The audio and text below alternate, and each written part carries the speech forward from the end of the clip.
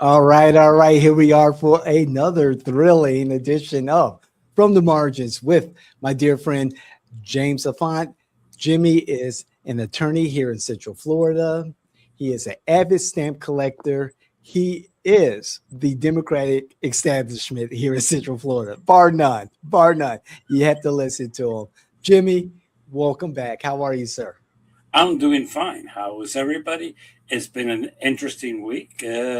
For those No of doubt. you that last week I said that the Iranian war would raise our gas prices, and you looked at me like I was crazy. I did not know what I was talking about. I checked last night; is averaging 375, and the week the last Thursday when I said it, the average was 309. That's an increase.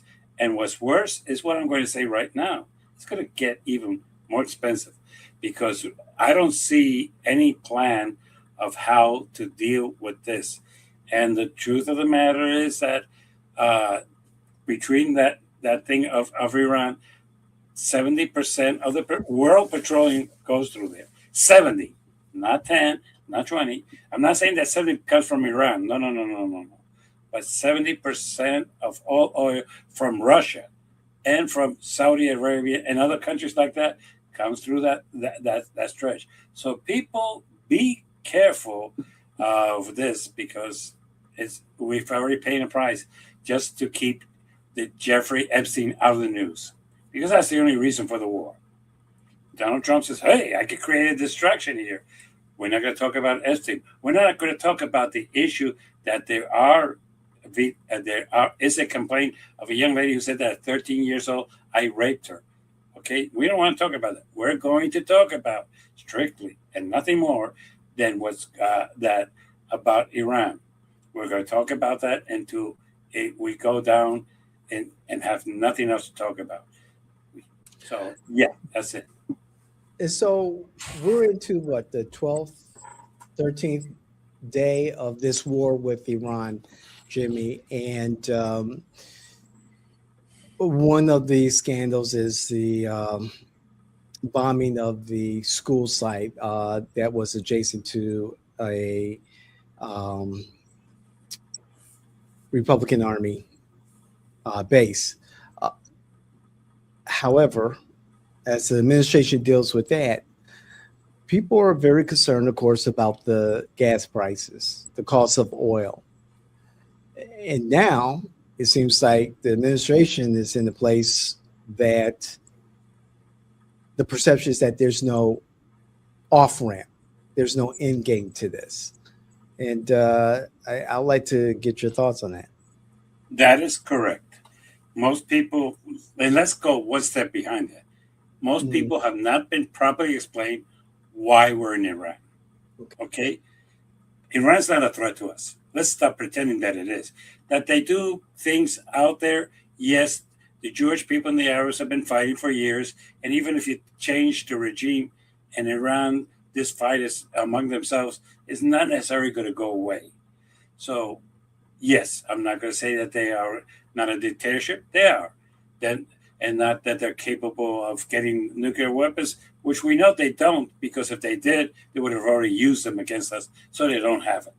Uh, but if you want to go into that, so Russia is a threat, has nuclear weapons. North Korea has it. China, and even though it's not a threat, Israel has nuclear weapons. We never talk about that, but they have nuclear weapons. And recently, we know that Pakistan and India have nuclear weapons. So basically, trying to say that we don't want Iran to have them is is powerful, but it's not the real reason. But these wars keep going on, prices are going up. But what's worse and scares me is this: what they're you have to read the whole news. The U.S. intelligence agency had information that the school was there. But when they went to plan everything, they used 2 years ago intelligence, which they even said that they used old intelligence, even though they had current intelligence. Or, let me put it this way, if you don't have current and you're using something that's 2 years old, you might not be hitting the right targets and you hit a school with children, and that is unforgivable, because if you're not sure where you're shooting these things, you should not be shooting them. That's unacceptable. And I'm going to go a step that I always like to do in these cases. What if it was the reverse? And they decided to hit one of our military bases, and their intelligence of 2 years ago, that was the headquarters, and now is a school of children. How pissed off would this country be? So what's good for the goose is good for the gander. And I'm going to say this in a very respectful way. This is unacceptable. You are wasting. Let's say it was a water plant, and you thought you were taking out something else because you were using all intelligence. You have wasted weapons. You have wasted time. You have wasted money, and that. And for a war that's costing us $1 billion a year, MAGA people realize this. This money is not going. It's going to be taken away from your highways. It's going to be taken away from every property thing that the government is supposed to do for you, because they are spending $1 billion a day in this war. And at this point, we spent $12 billion because it's been going on for 12 days. And it goes on another 12 days. That's another 12 billion. That's $24 billion. And trust me, you'll say, well, we have to defend ourselves. From what? This is the question of the week. People, did you really consider, prior to the United States invading Iran, that Iran would ever attack us, or that we would target from Iran? Because if he did, that would be the only justification for what we just did.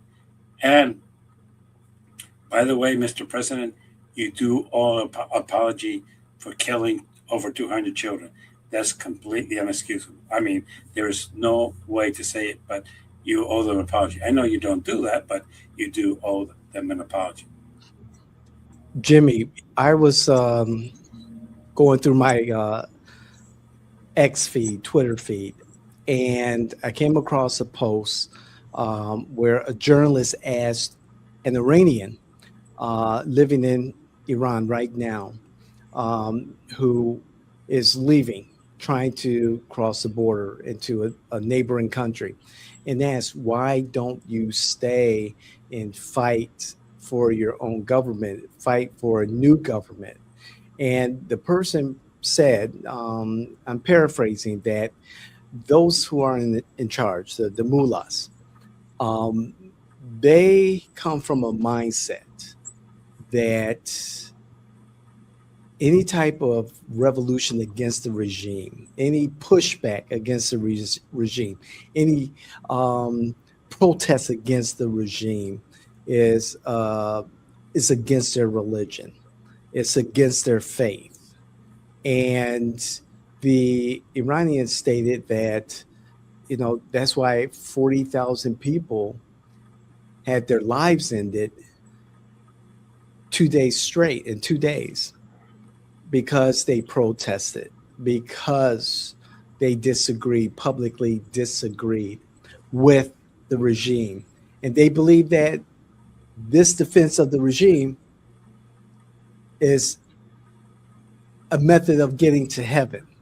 And so with that in mind, Jimmy, with a regime and the mindset of a regime like that, is there any success for the United States and Israel and its allies when you're facing a regime that believes that fighting is a ticket to heaven?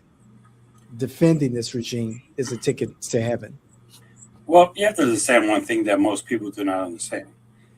There was 13 tribes originally, and one of them was the Muslims, and they broke away from the Israel. And since then, from biblical times, there's been a fight between them. There were the two faiths that believed in one God. One was Muhammad, the other was Jehovah.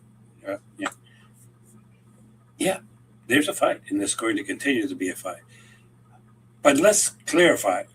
Prior to this regime, the regime was that of the Shah of Iran, who was put in place by the CIA in the 30s, and basically was the king of there, and basically he offended their religion to ingrace himself with the West of the world, especially with the United States. He ingratiated himself by being critical of his religion, by trying to oppress his religion, and by trying to go against it. I'm going to say this. There's a lot of Christians who would like this country to be a strictly Christian faith, Christian governed, and governed by the principles of the Bible and not of the Constitution of the United States. Said that, there was a revolt in Iran, and let's not pretend that there was not.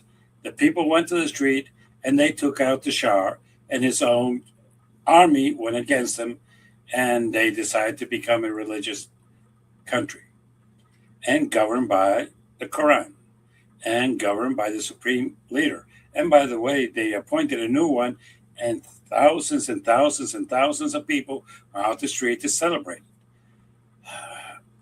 What I've learned in politics is that there's one band who says one thing, like MAGA, but MAGA doesn't represent the United States of America. And then there's the other groups that are liberals, Democrats, which don't either represent America. It's both of us who are Americans. And Iran is the same. You have a lot of people who do not agree with the way the regime is governing. They still believe that the Quran should run the country. They just don't believe that the people who are running the country are doing it correctly. Okay, so yes.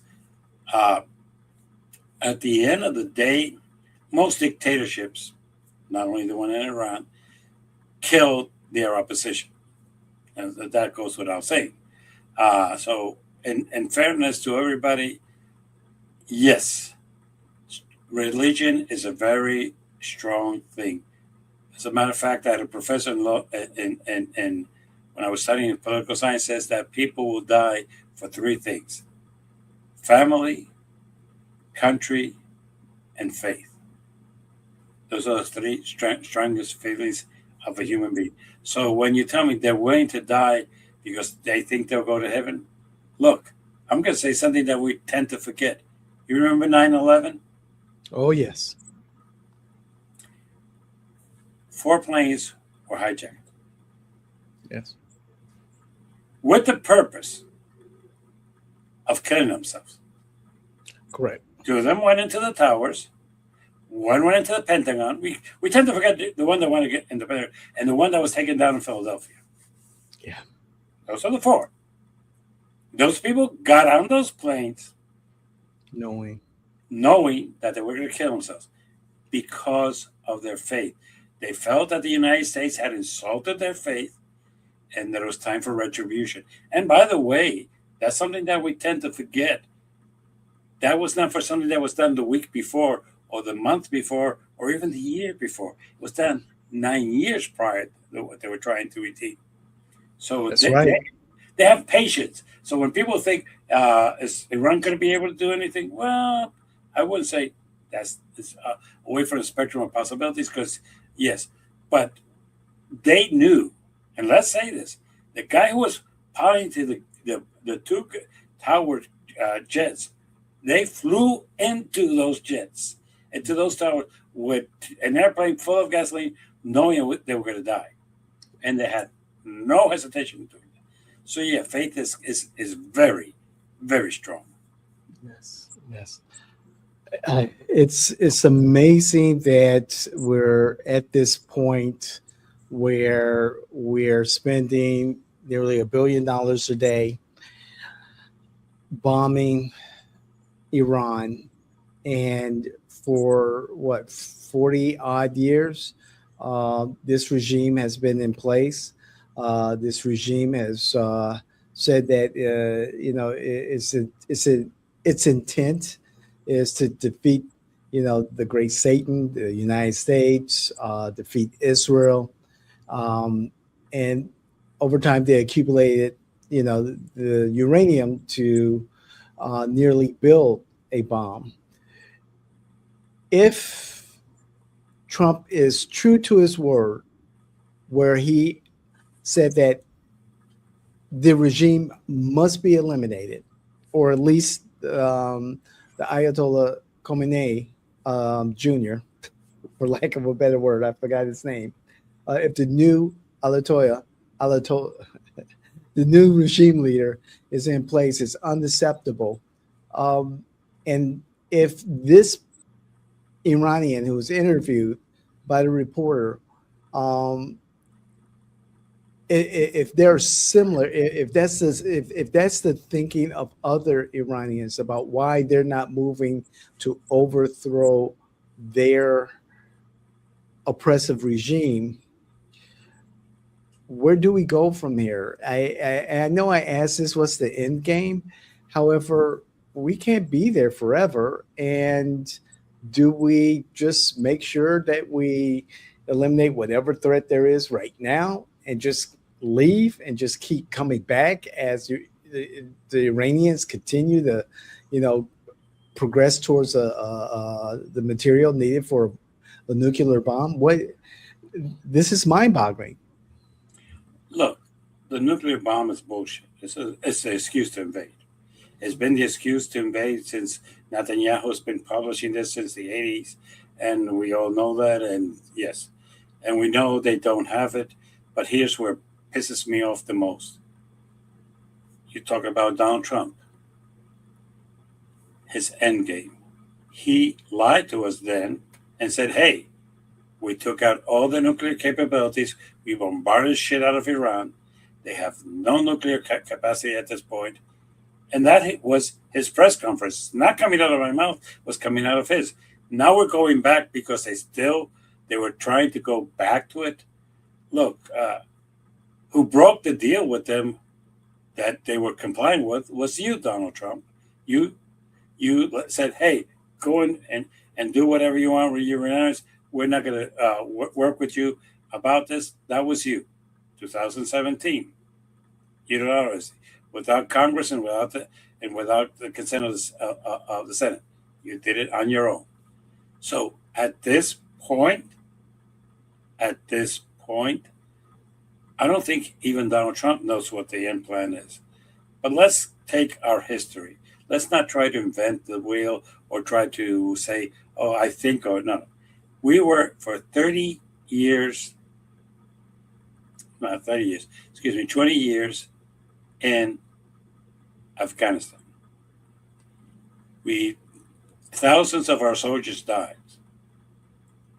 We pulled out, and the following day, not the week, not a month, the following day, the Taliban was in power again, and everything was back to the same thing. And for the record, for those of you who do not understand this because you're not that well educated, Taliban is also a religious Muslim government of terror that kills thousands of people, who oppresses thousands of people, and who their people in Afghanistan have never revolted against either. Okay? Let's not stop pretending that the only place it is like this is Iran. Saudi Arabia is a Muslim country governed by a king who does whatever he wants. Bahrain, and I could keep going up the host to say these are all dictatorships in which there are what you call religious police. If a woman is not wearing her things, they will arrest her, take her into jail, because they did that in Iran. I'm not saying but they do that in Saudi Arabia and every other place. As a matter of fact, the joke that we have is that in Sex with the City, they went to Saudi Arabia and they said, in this hotel, you could do these things, but don't walk out on the street without because you will get stoned to death. Look, Iran is a bad country, but it's not the only one. So at this point, there is no end plan. If you go in there and you put a puppet government, it's going to disappear. Right now, people would like to think that Iraq is better. Not sure. It's not as bad as it used to be, but it's not as that great. And let's take the most recent bad example that I could give you all. We took out Maduro, but the government is still communist. It's still Chavista. Oh, yes, she's agreed to do some favors for us, but it's the same oppressive government. I'm sorry. Did we do a regime change there? No. Other people, is there freedom there? No. Do they have nuclear weapons? Hell no, they don't have nuclear weapons. Why did we take them out? Well, because that make Marco Rubio happy. Because Marco Rubio wants to be the president of Cuba. Seriously. Why? I have no idea. But, yeah. And he's giving hope to, again, that maybe this time Cuba would be uncommunist, because I'm not sure if I would use the word free. But the concern I have is that there is no end plan. And really, I'm going to ask this question to you and to our audience. Can somebody explain to me why we're fighting Iran? How Oil. Oh, okay. Thank you. You gave the correct answer. Ding, ding, ding, ding, ding. Hey, Jimmy, I'm going to be, very honest about it, and I'm going way back when we invaded Iraq. It was about oil, and I believe it goes even further than that. I see the world order chessboard being reset here, and Iran. There's no doubt that Iran was a sponsor of terror, a state sponsor of terror across the country, across the world. Yes, they funded the terrorist groups in Venezuela. There's public knowledge about Hezbollah, Hamas, ISIS camps in Venezuela and elsewhere. Mhm. Of course, they funded Hezbollah and Hamas in the Middle East. They have terrorized the world. They have caused damage to property and death, excuse me, to Americans and others around the world. That alone, I believe, warrant this action in Iran. Second was, of course, the Iranians' refusal to move towards ending their uranium enrichment program for. Well, that part is a lie. They were willing to negotiate, but they wanted something in exchange. And sending them two people that were anti-Iranian to negotiate was an insult to them. But yeah. However, Jimmy, there were other countries like the UAE were involved. Qatar was involved in those conversations, yes, and what they wanted really, to do, was be able to enrich uranium past 20%, up to 60%, and once you get to 60%, you can move to 80%. That's weapons grade, uranium right there. No way. There's no way I would agree to that deal. Okay, let me put it this way. This is the same bullshit that we had a couple of years ago. We went into Iraq because they had weapons of mass destruction, which they never had. Never. We're going to Iraq because after we were told by our president that he took them out, okay, that they didn't have the capability. Now we're going back because they won't agree to these terms. Look, there were negotiations, okay? And there was no way that during this negotiation they would get to 20 to 60 in a week. That doesn't happen that fast. So that's another bullshit that they sold to us. But this is the problem. The only two people he was listening to was his son-in-law and to Netanyahu. Netanyahu said, I'm going in. And the first thing he told us, I didn't want Israel was to go in. I didn't want them to go in first. I had to go in first. That's what he said.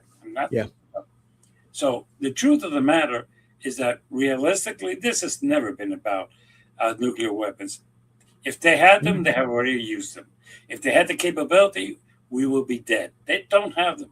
But that's something that Netanyahu has been saying since '88 with no real evidence. And I'm going to tell you right now, this is the same intelligence that killed 200 girls because it was old intelligence. So I'm not sure how good and reliable it is. But I can say one thing. This is how hypocritical our government is. Biggest tragedy was not with the nuclear weapons in this country. It was 9/11. They used our own jets. American Airlines. I don't know why they picked American, but they picked American Airlines. All 4 planes were from American. They studied here. They lived here for 2 years. And everything, they bought stuff here. And I have one question. There was one country that financed them. Which was the country? That country was Saudi Arabia. What retribution has Saudi Arabia have for what they did to us in 9/11? None. We're business partners.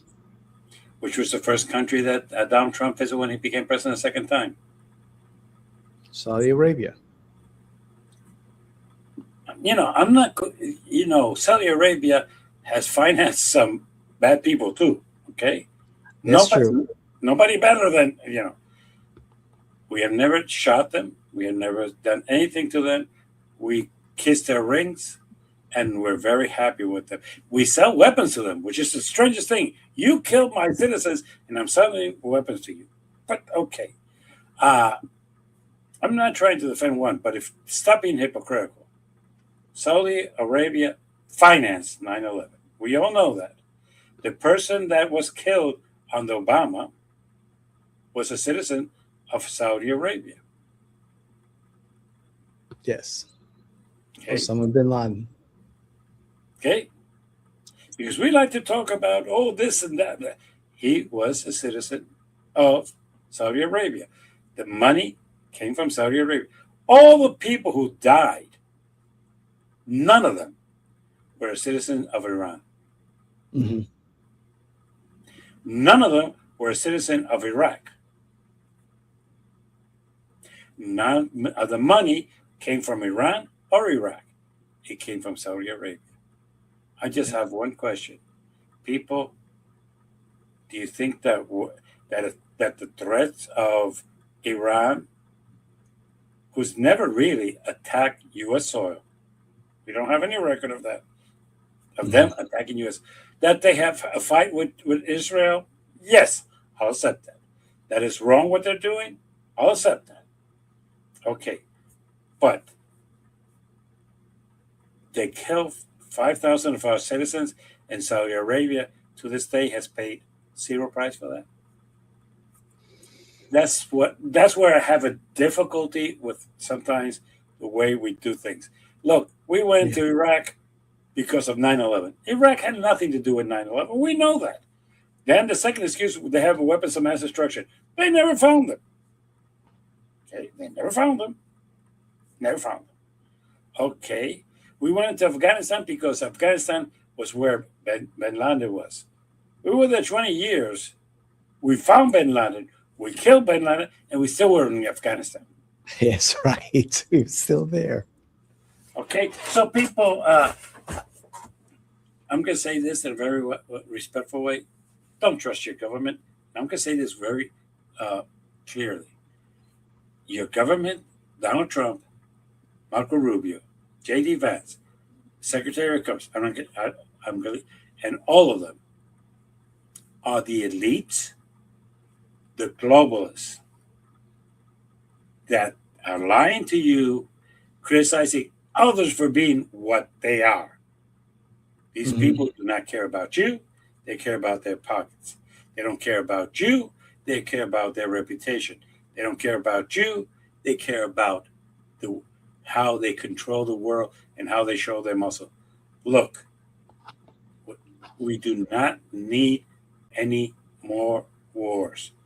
It's affecting our pocketbook, and it's not protecting our safety. For how long you U.S. citizens are going to be willing to pay $4 and $4.50 a gallon of gas simply because Donald Trump has a piece of wood up his ass and he wants to attack Iran with no justification and no fear? Other than, yes, they could. And we've been hearing that since the 80s.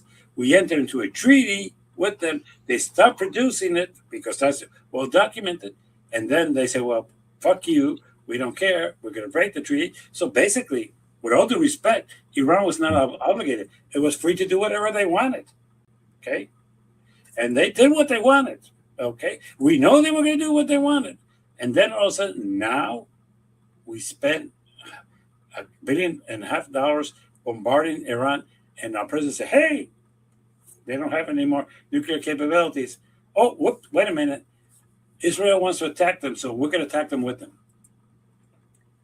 Look, there is no second weapons of mass destruction. That is a lie. And that is what really bothers me. You know, if they had nuclear capability, you and I might not be talking because we're in Florida. Yes, very true. Jimmy, how do the Democrats, as we inch closer and closer to the November midterm elections, how do the Democrats benefit from what's happening now? Simple. It's all about the economy, stupid. Look, your electrical bill is going up because most plants use oil and they burn oil. Some still burn carbon, but most burn oil. So your electrical bill is going to go up. Your gas bill is already gone up. And because your gas bill is going to go up, is going up, the truck that brings the food to your supermarkets, gas prices are going up. So because the cost of transportation are going up, your cost for food is going to go up. The same is going to go up for your clothing. The same is going to go up for your other matters. Oh, I order through Amazon. Oh, the little trucks of Amazon. They're going to be paying more for gas. So Amazon's going to increase their prices. T-Mobile's going to increase their prices. You have to understand that once the people start to realize that they're paying $4 a gallon, and that's the fault of Donald Trump, and there's no way they can blame Biden for that one, you're going to have a problem. When you could say, hey, he told you that day one he would fix the economy and your food prices would go down, and he was a great thing for the economy, and he has not fixed anything, bingo. When they come and say, hey, you know that the tariffs have hurt your pocket because you've been paying more? Yes. Look, Democrats, you have one easy campaign. Put in your hands in a silver platter by Donald Trump, your campaign manager. He says that affordability is a myth. Tell that to the American people who are paying more for their gas, who are paying more for their food, who are paying more for their clothing, who are paying more for everything. And that is how you win an election. It's all about affordability. Period. It's nothing else. And there it is, Democrats. You have one job to do. One job, according to Jimmy. Stick to it. And, you know, you might want to say, look, stop believing when they call us the elitists, they are the elitists. They are the globalists. They are the ones who are billionaires and millionaires trying to say, oh, no, we're one of you. Bullshit. You're not. Well, Jimmy, as we move forward and bring it closer to home, the Florida legislature is ending it's ending the regular legislative session. There's no budget presented yet. So we're looking at a possible extension. More likely, we will see an extension of the legislative session. Is there something that we should be looking closer to or looking for? Well, Besides, let's get the rules correctly. If there's an extension, it will be limited to the budget.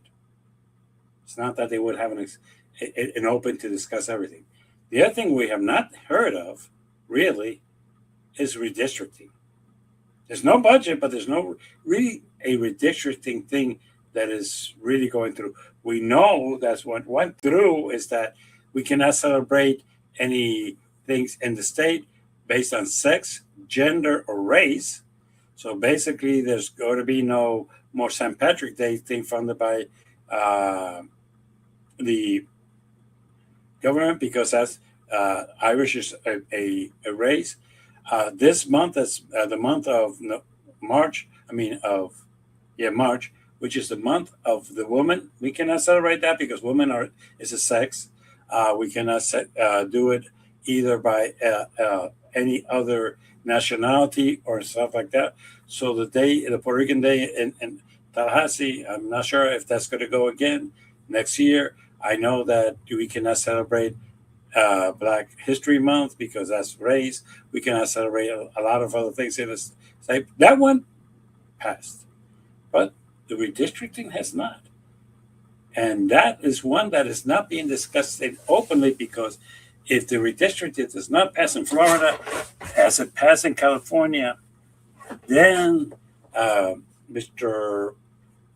Washington might owe me $20 because his hopes were based on Florida screwing everybody. But am I correct to say that there's no redistricting coming down the pipes really right now?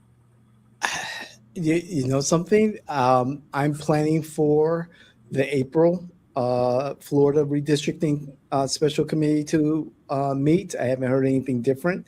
I need to check, my sources. And I'm also preparing for the Supreme Court of the United States to, I guess, rule against, have a decision against Section 2 of the Voting Rights Amendment.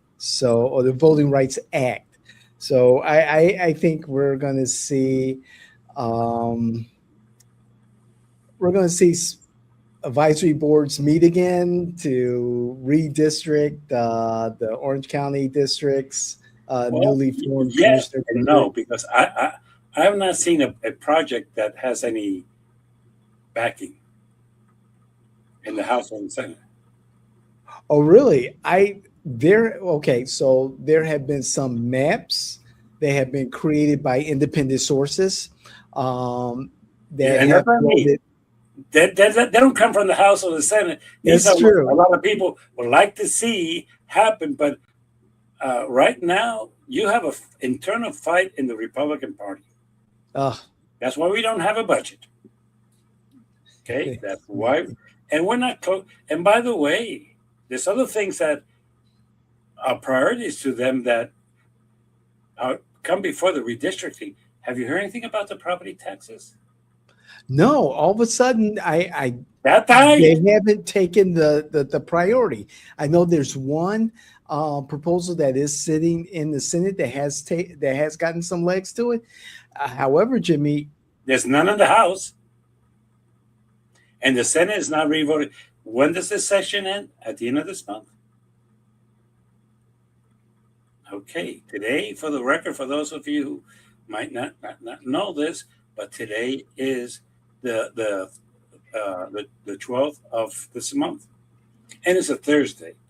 And for the record, Fridays, they come back home, so they might go back Monday on the 16th, and that will leave them for 15 days to deal with the property taxes, to deal with redistricting, and to deal with the budget.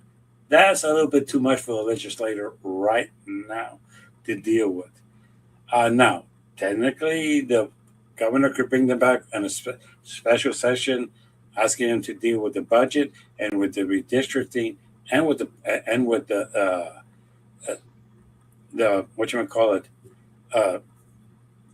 property taxes, redistricting, and there's something else. Okay. That doesn't mean that we resolve it. And that's the whole problem. I don't see them doing redistricting, budget, and anything else in a special session. That's too much.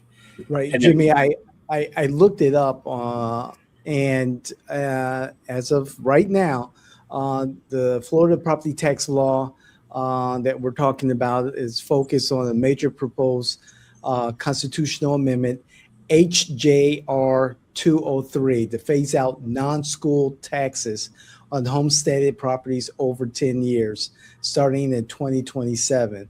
Existing laws include a 50,000 homestead exemption, a 3% annual assessment cap, and exemptions for seniors, veterans, and disabled residents. Again, the House passed a bill aiming to eliminate non-school property taxes on primary residences. If this is approved, this particular bill by the Senate and voters in 2026, it would begin in 2027. So this moved past the House. It's in the Senate. Let's see what happens. Yeah, but is there anything for? There's nothing for the budget, and there's no project that is passed in the House or the Senate for redistricting. Correct. Oh well. And Republicans. And by the way, you have to understand one thing that's interesting about this constitutional amendment. Because of the pigs in the state, it has to pass by 60%. That's right. And that's not an easy task. As the folks who had the constitutional amendment for access to abortion, the same folks who had the constitutional amendment in 2024 regarding medicinal marijuana. No. It was recreational. We already have them. Recreational. Thank you. I'm sorry. Recreational marijuana. And they both got in the high 50s for the record. That's correct. That's correct. And they fell. So I would not be surprised that this constitutional amendment gets a 58 and it goes down. Wow. So, that's unfortunate. And what's even most unfortunate is that for redistricting, they don't have to do a constitutional amendment. They can just do whatever they want. But right now, if you go into the calendar of the House, and I checked it last week, there is no project coming out of committee for redistricting. Uh-oh. So calling a special session for the committee, that's different from something coming out of a committee regarding redistricting. You have to have public hearings. It's assigned to one or two committees. Those committees then vote on it, recommend it to go to the floor. Then it goes to the floor. Then it's taken up for a vote, and there, is voted up and down. That process is not completed. But the one that really, really is, this is the second time, not the first. This is the second year that we have problems with our budget. Right. We've had to go into extra time. And Jimmy. And that's the most important thing for them. Jimmy, also on Twitter, X, I read a statement by Senator Joe Gruters, who said he needed to recluse himself from the committee that Governor DeSantis created to address redistricting of our congressional districts, because he is the RNC chair, if I remember correctly. And so he had to recluse himself. So I guess the committee is still there. Our friends, Representative Bruce Anton and Representative Joanna Lopez have been identified to be on that committee also. So, based on what Grutter said today, that committee still exists. Yeah, it exists. Yeah. Whether they do something, that's a different story. That's a different thing. Yeah. Right. Jimmy, before we get that the Secretary of Homeland Security is the Secretary of Homeland Security until the end of this month, which I never understood that one, because when you fire somebody, you get rid of them real quick. Right. That. Exactly. Now she is the commander of S.H.I.E.L.D. like Marvel. Whoa. Which one of the she's going to be Gus Fury. She needs to get her eye patch on there. Oh, mercy. Jimmy, before we get to the comments from our previous episode, I just want to touch on the unanimously passed resolution by the Orange County Commission to let me just get to it. Um, they supported a resolution opposing the use of warehouses for immigration and customs enforcement (ICE) detention facilities in the county. All the commissioners, along with Mayor Demings, voted in favor of this principal stand. What's your thoughts on that, Jimmy? Well, look, this is my thought. Right now, we know that the state of Florida has been left with Alcatraz. Now it's our problem because ICE abandoned it because of a court order. I understand that. I'm not going to say they abandoned it, and this is that. These and this is the way it's kind of interesting the way it was also presented. These are warehouses. They were approved to be warehouses. They were approved to stock materials, not for hotels, not for jails. As a matter of fact, the permits do mention, if you want to be clear, the permits mention that no one will reside there. And by under the Orange County uh, permits, people cannot live in warehouses. Okay, so they're not residentially entitled. So they say, hey, we're going to take something that was meant to store materials or to store food or to store clothing.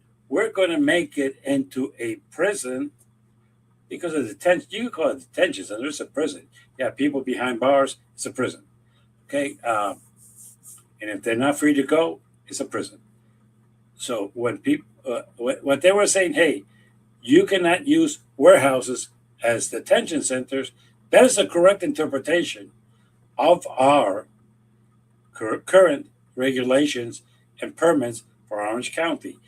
And that's the one place where they can say, hey, no, we're not going to change that zoning. We're not going to change the purpose of for what this was authorized. So no, you cannot use it at that. And I think, and I have to give credit to the people who came up with this because it's really a way to block ICE from using something that in 2 or 3 years, when this goes out of flavor, is going to be a problem.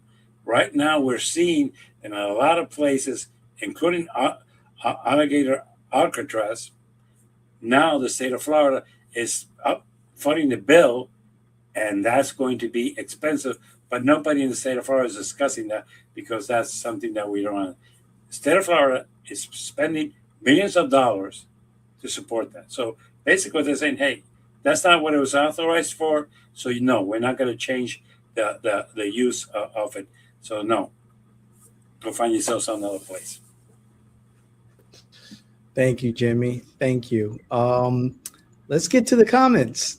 Boy, do we have Okay. some comments. And I just want to say, I looked at Facebook, Jimmy, and you knocked it out of the park with the last episode. Oh, okay, good. 1,334 views on Facebook. Good. That's huge. That's huge. And as I was looking at the numbers, looks like Facebook, you got yourself a really good audience there. Nearly 1,000 views on the shorts that we publish, and of course, 1,300 views of the last episode. So congratulations, Jimmy. And since we are talking about Facebook, let's get to some of their comments. And let's see. There were 3 comments related to the short content. Did the Iran strike make America safer? A straight answer. And from Jeff Gibson, he says, bullshit. 44 missiles fired at an aircraft carrier got our response. Time to start looking for white flags. Okay. Dick McClard said, this whole video is BS from start to finish. I guess he watched the whole content, the long form content. Iran just proved that it could strike 12 other countries and disrupt energy supplies affecting the globe. Iran was then going to build longer range missiles and deadlier warheads to fulfill its promise to destroy the West. And this kind of disrespectful dick, this dumbass, whoever he is, thinks our efforts were not needed. Okay, Dick, that's real intelligent. And then Michael Heinen says 9/11, really? So those are the comments from Facebook in regards to, did the Iran strike make America safer? Your thoughts? It's kind of interesting because I never really answered the question.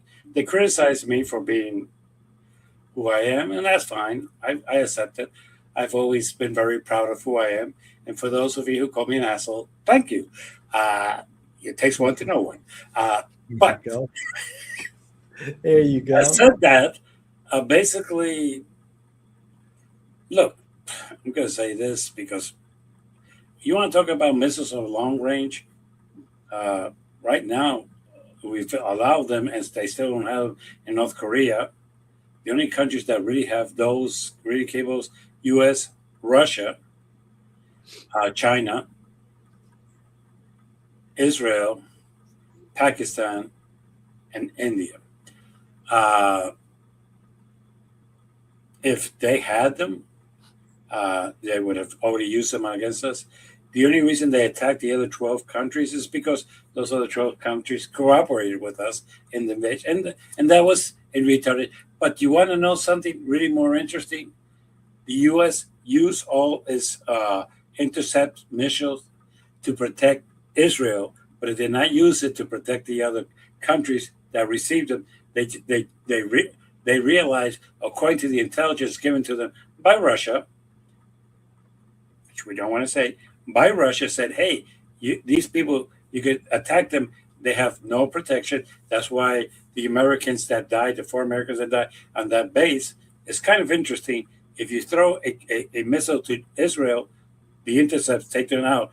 But if you throw a missile to where there's a U.S. base with U.S. soldiers, no intercepts were used. So, yeah. The truth of the matter is, did it make us safer? And the answer to that is no. Mm-hmm. Do you think that taking them out, their nuclear power, enrichment thing was, we were told that they took it out. And right now, if they had it, they would be using it. So, no, it did make us safer. But thank you. Dick, have a great day. Let's go to YouTube. And we had a response to the complete episode, Gas Lines and Government Waste. This person, Jojo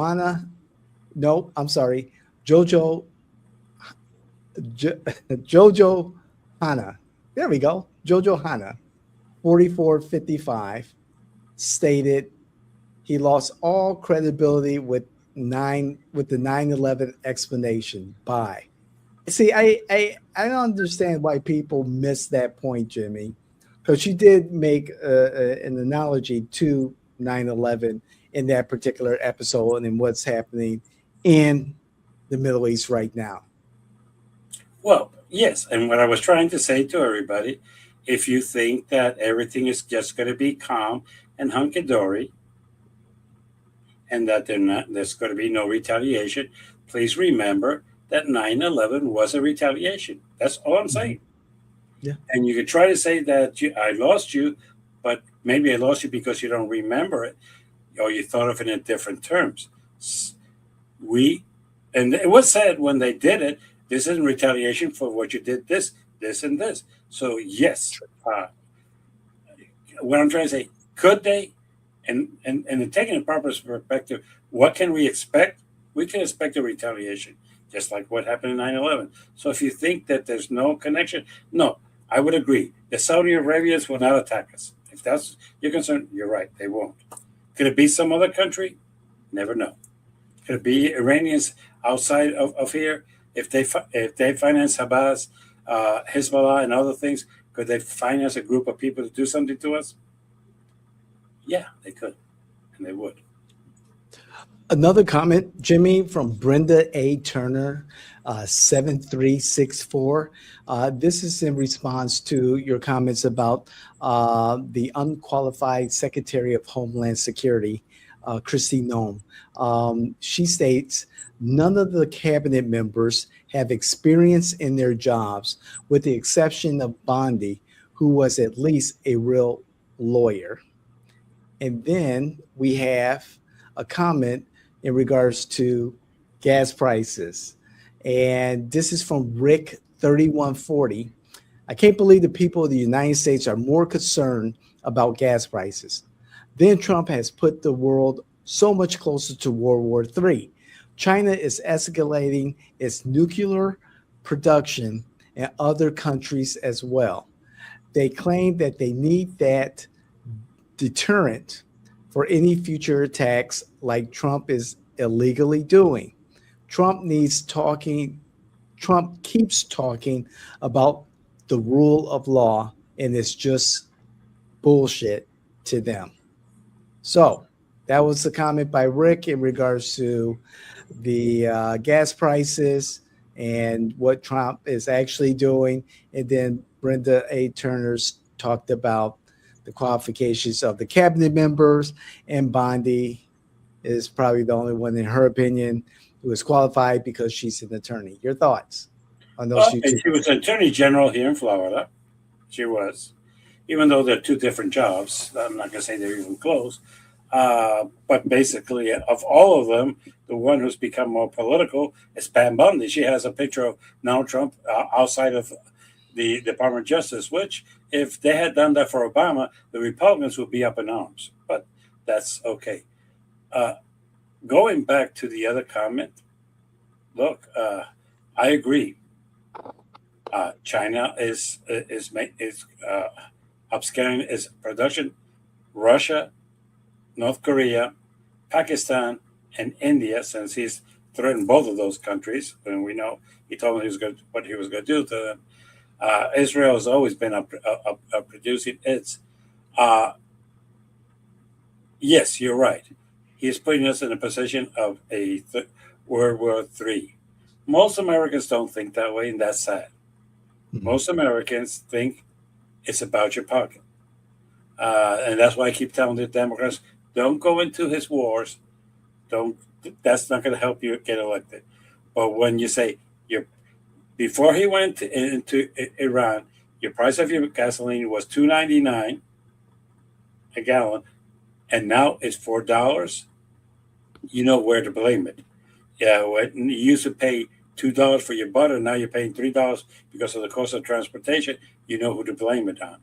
Your cost of electricity has gone up $25. You know who to blame it. Look, it's sad to say, but Jim Carvell is right. It's all about the economy. That's what always has decided elections. As a matter of fact, Donald Trump got elected because most Americans thought he was better on the economy than Kamala Harris. Okay? That was the number one issue when people were asked, why did you vote for Donald Trump? It was not that he was a racist. It's not that he was a globalist no. It was most people thought he would be better on the economy. Well, they started to realize that they were wrong on that one because the economy is not better, it's worse. And as much as they still try to buy Biden for it, it's kind of interesting because he was the one who said, I'll fix it on day one. It was not anybody else. See, the best thing that you have, Democrats, that's why I keep telling you that Donald Trump is your campaign manager, is you could take his videos where he said these things. Yeah. And he did not deliver on them. Okay. Yes, they're going to say, well, he's not running for president. But yes, the Republicans are going to pay the price. When the president screws up, the whole party pays the price. That's a fact of life. So yes, I would agree. What he's doing, World War III, where he's putting us in a position where we have no allies. Zero. Zinch. Europe doesn't want anything to do with us. Canada doesn't want to be a state for 51 state and is really pissed off with us. Let's not talk about South and Central America. They want nothing to do with us. And Africa, no. As a matter of fact, I don't even know what country we could consider is friendly to us other than Israel right now. I can't think of anyone, but maybe that should be another question you might want to ask. Which country other than Israel is friendly with us today? Before we close out our comments, one last comment from TikTok, and this comes from STE2332, and it's in regards to, again, Christine, and this person states, most of Biden's top appointments had no experience. Interesting. Someone went back in their history book. I'm trying to think which ones you're talking about, because his attorney general was a vastly experienced person. His secretary of state, Blair, is very experienced, more than Marco Rubio, to be blunt. I'm thinking, if you're talking about Pete Buttigieg, was not experienced in transportation, yes, but with all due respect, he was a mayor of a city, and that one I might permit it. I'm trying to think who else I would think was not qualified, but because even the governor of Michigan, I forgot her name. She was Secretary of Energy. Yeah. Right. If it's management-wise, she had the experience. But yes, other than that, she did not. And the problem that I have is that all of these positions that you're talking about, right, the biggest budget is in Homeland. That's right. As a matter of fact, and you might have said they were inexperienced, and I accept that. Can you still answer me the $550 million?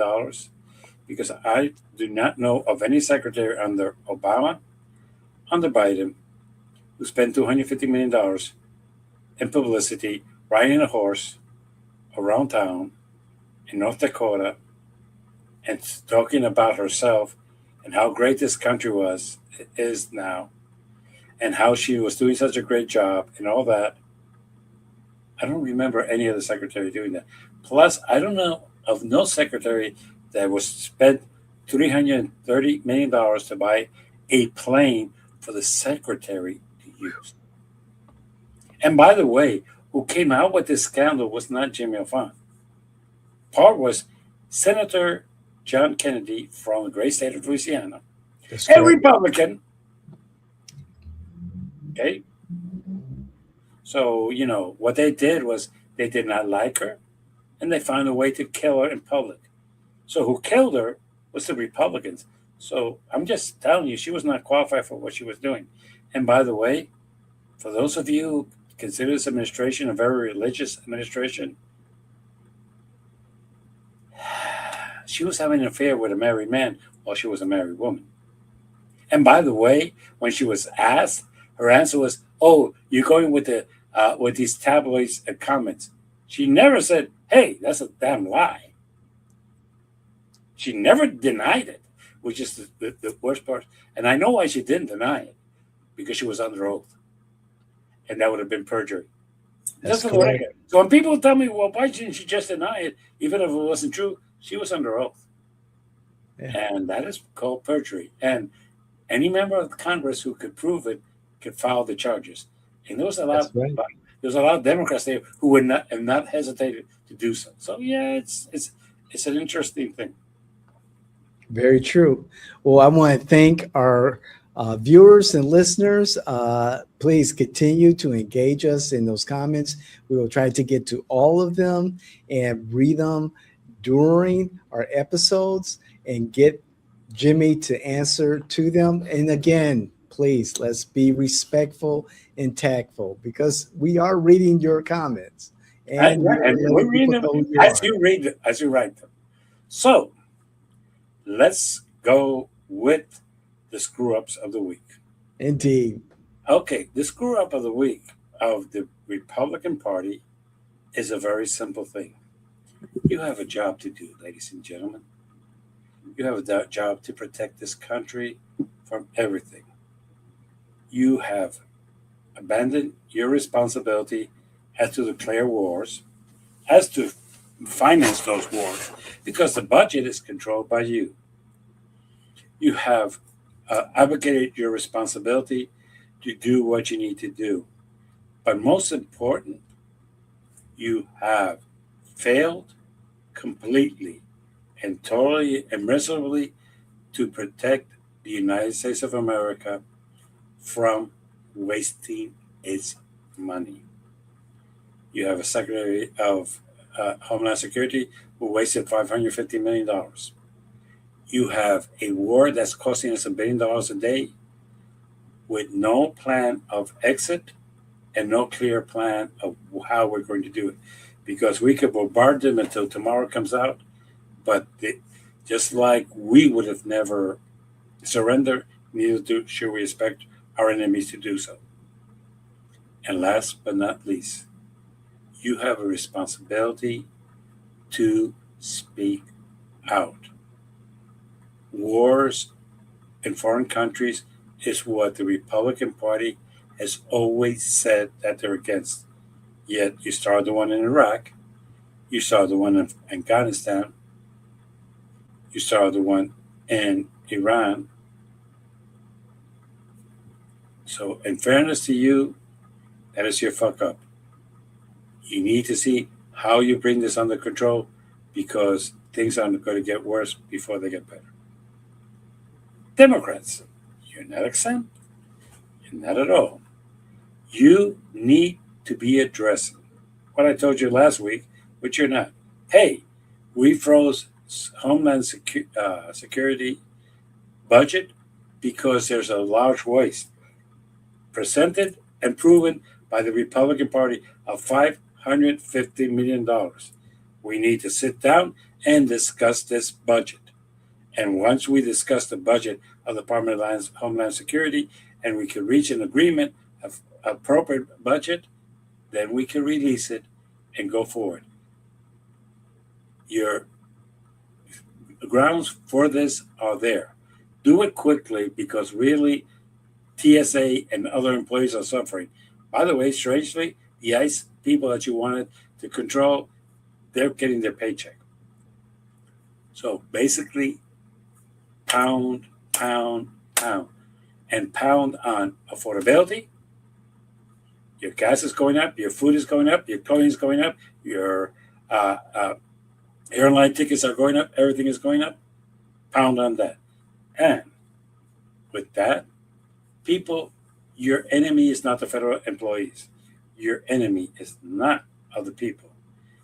Your enemy are those who are in Washington, who call themselves Republicans, who criticize the elite when they're the elite, who criticize those globalists, who are taking us into wars around the world, and who will tell you that they're like you. The only thing is that they do not shop like you, they do not clothe like you, and they do not talk like you.